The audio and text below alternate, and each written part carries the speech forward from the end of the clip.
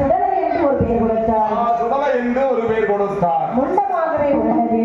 முண்டமாகவே உருண்டதினால் அது அளவாகவே முண்டசாமி என்று முப்பெயர்களை கொடுத்து முண்டசாமி என்று முப்பெயர்களை கொடுத்து அதை வளர்த்து வரக்கூடிய நாளையிலே அதை இருக்கக்கூடிய மகன் மாயாண்டி சுடலைக்கு பாலூட்டி சீராட்டி அது தங்கவர்ண தொட்டியிலே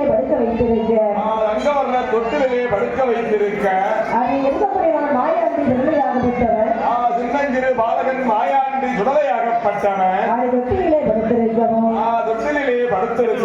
அவருக்கு பூலோகத்திலே அங்கு என்ன காரணமையா நடக்கின்றது என்னப்பா நடக்கிறது சுப்புமுட்டி ஐயருமா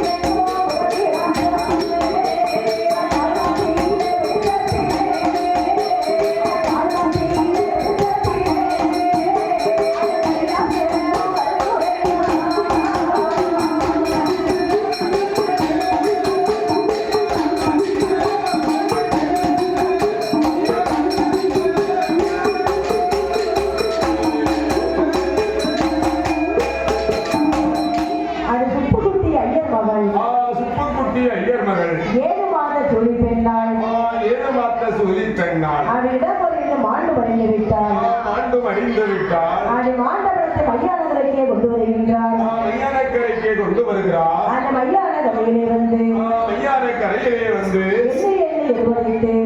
எண்ணி எருவடிக்கு ஈரமண்ண மேல் பொதிந்து பார்த்து எருவடிக்கு பச்சமண்ணை மேல் பொதிந்து சந்தன கட்டையிலே